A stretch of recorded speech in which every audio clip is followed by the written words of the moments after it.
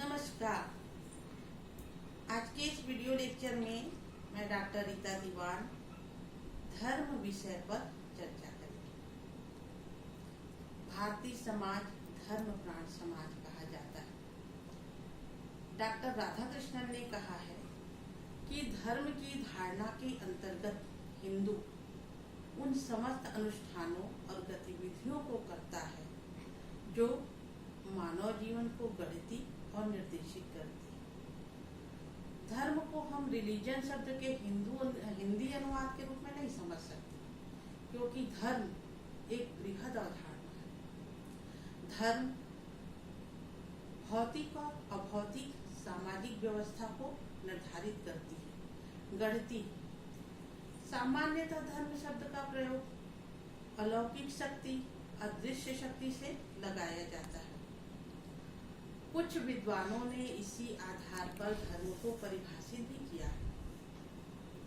E.B. Tyler ने अपनी पुस्तक प्रिमिटिव कल्चर में धर्म को परिभाषित करते हुए कहा कि धर्म आध्यात्मिक शक्ति पर विश्वास है। इसी तरह जेम्स फ्रेजर ने अपनी पुस्तक गोल्डन बो में धर्म को परिभाषित करते हुए कहा है कि मैं धर्म को मनुष्य से श्रेष्ठ उन शक्तियों की संतुष्टि और आराधना समझता हूँ जिनके संबंध में यह विश्वास किया जाता है कि यह मानव को मार्ग दिखाती और नियंत्रित करती। लेकिन हिंदू धर्म में धर्म शब्द का प्रयोग इससे अलग अर्थों में किया गया है। धर्म शब्द की उत्पत्ति धृ धातु से मानी जाती है, जिसका तात्पर्य होता है धारण करना। तो धर्म का अर्थ क्या होता है? धर्म का तात्पर्य होता है धारण करना। सभी व्यक्तियों के प्रति, जीवों के प्रति दया का भाव धारण करना, सभी प्राणियों की रक्षा करना धर्म का आधार है।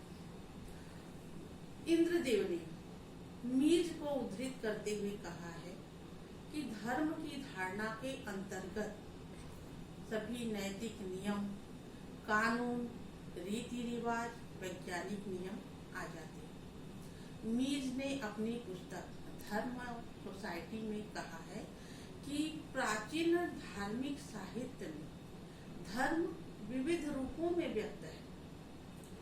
धर्म इन साहित्यों में मूर्त और अमूर्त दोनों ही रूपों में व्यक्त किया गया है। महाभारत में द्रौपदी का चीरहरण हुआ, उस समय धर्म ने ही द्रौपदी की रक्षा की। युधिष्ठिर का कुत्ता भी धर्म का ही अवतार माना जाता है। भागवत में धर्म को बैल का स्वरूप वृष माना गया है और पृथ्वी को गाय। इस बैल अर्थात धर्म के 4 पैर हैं: सत्य, दया, तप और दान। सतयुग में धर्म 4 पैरों पर खड़ा था, किंतु त्रेता युग, द्वापर और कलयुग में इसके एक एक पैर कम होते गए। त्रेता युग में धर्म 3 पैरों पर, द्वापर में 2 पैरों पर और कलयुग में यह 1 पैर दान पर खड़ा है। धर्म को नैतिक कर्तव्यों के आधार पर भी परिभाषित किया जाता है। गीता में धर्म को निष्काम भक्ति, निष्काम कर्म माना गया है।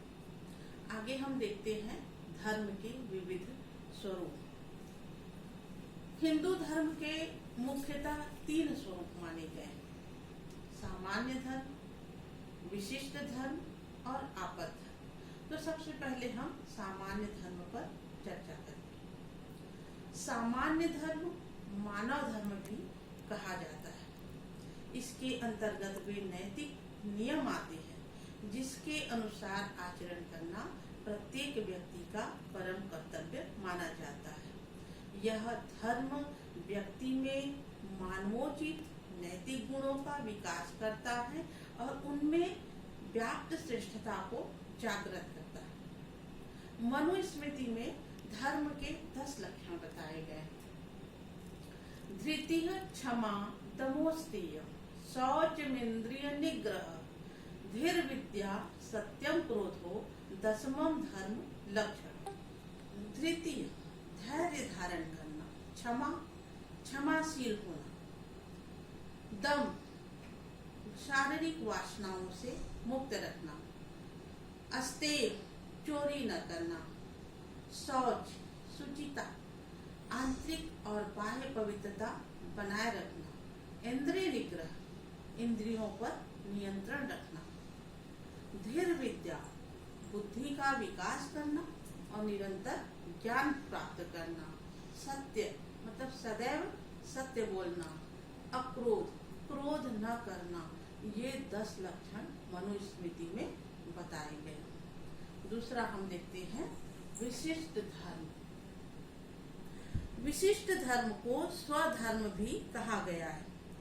विशिष्ट धर्म के अंतर्गत वे कर्तव्य आते हैं जिनका समय, परिस्थिति और स्थान विशेष को ध्यान में रखते हुए पालन करना व्यक्ति के लिए आवश्यक है। विशिष्ट धर्म के अंतर्गत निम्नलिखित धर्म आते हैं। पहला, आश्रम धर्म।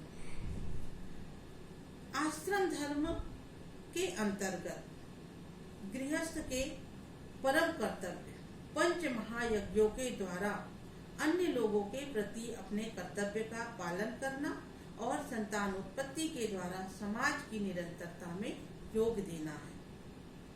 वानप्रस्थी निष्काम भाव से धर्म संचय और मानव कल्याण के लिए अपने आप को लगा देता था। सन्यासी मोक्ष प्राप्ति की ओर अग्रसर होता था। दूसरा, वर्ण धर्म। वर्ण धर्म के अंतर्गत चारों वर्ण अर्थात ब्राह्मण, क्षत्रिय, वैश्य और शूद्र प्रत्येक के अलग अलग कर्तव्य बताए गए। कुल धर्म। कुल धर्म का लक्ष्य पारिवारिक संगठन को बनाए रखना, परंपराओं की रक्षा, विभिन्न संस्कारों को पूर्ण करना, परिवार के सदस्य के रूप में व्यक्ति के अन्य सदस्यों के प्रति कुछ कर्तव्य होते हैं, उन कर्तव्यों की पूर्ति करना। परिवार में प्रत्येक सदस्य से उसकी विशिष्ट परिस्थिति और आयु के अनुसार व्यवहार करने की आशा की जाती है। राजधर्म।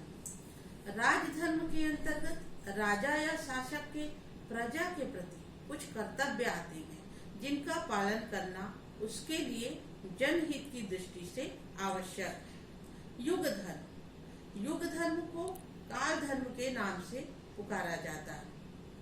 हिंदू शास्त्रकार इस तथ्य से परिचित थे कि समय परिवर्तन के साथ साथ शक्ति के कर्तव्यों में परिवर्तन आना भी आवश्यक है। मनुस्मृति, पाराशर स्मृति, पद्म पुराण में युग धर्म की चर्चा की गई है। अलग अलग व्यक्ति के अलग अलग कर्तव्य बताए गए। मित्र धर्म। मित्र धर्म के अंतर्गत एक मित्र के दूसरे मित्र के प्रति कर्तव्य आते हैं।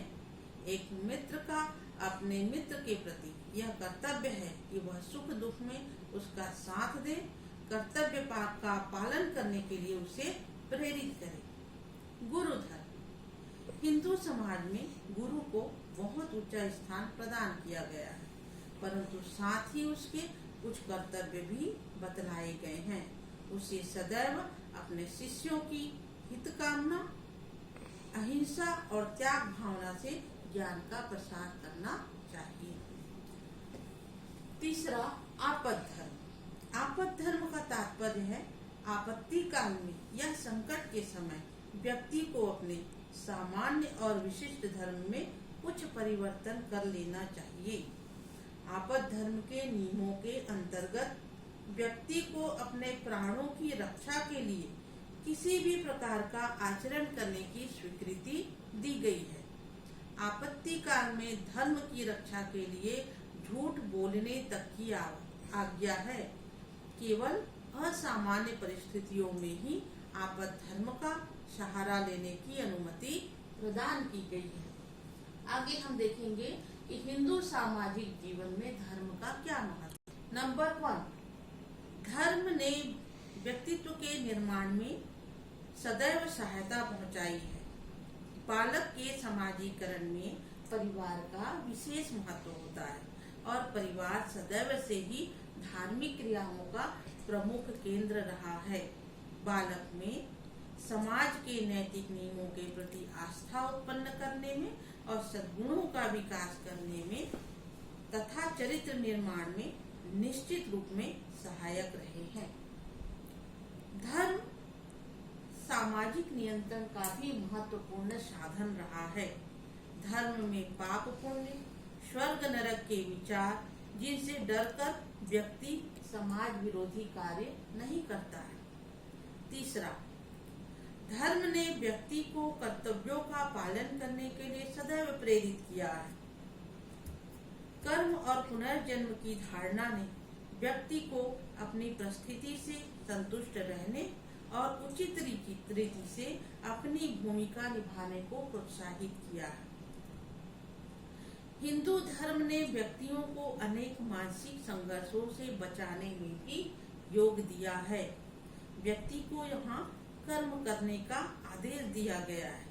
परिणाम यह हुआ कि हिंदू समाज के लोग बहुत कुछ सीमा तक मानसिक संघर्षों से बचे रहे। भारतीय संस्कृति की निरंतरता को बनाए रखने में हिंदू धर्म ने विशेष योग दिया है। अनेक संस्कृतियां काल का ग्रास बन गई, विकसित भी हुई और समाप्त भी हो गई, परंतु भारत का अस्तित्व आज भी बना हुआ है और इसका कारण हिंदू धर्म का व्यवहारिक रूप है। हिंदू धर्म सामाजिक एकता का पोषक है। हिंदू धर्म में बंधुत्व, प्रेम, सहयोग और संगठन पर विशेष जोर दिया गया है। मनोरंजन प्रदान करने की दृष्टि से भी धर्म ने समाज की महत्वपूर्ण सेवा की है। धर्म के अंतर्गत समय समय पर संपन्न किए जाने वाले उत्सवों, त्योहारों, कर्मकांडों ने मानव को यंत्रवत व उदासीनता युक्त जीवन से मुक्ति दिलाकर आनंद एवं मनोरंजन के अवसर प्रदान किए हैं। अंत में हम निष्कर्ष के रूप में कह सकते हैं कि धर्म मानव की कर्तव्य बतलाता है, उसे सत्य की ओर अग्रसर करता है, उसके व्यवहार को दिशा देता है, उचित अनुचित का बोध कराता है। धर्म की समाज शास्त्रीय विवेचना के रूप में धर्म के अंतर्गत उन सब कर्तव्यों को लिया जा सकता है जो व्यक्ति के जीवन को सफल बनाने की दृष्टि से आवश्यक है। धन्यवाद।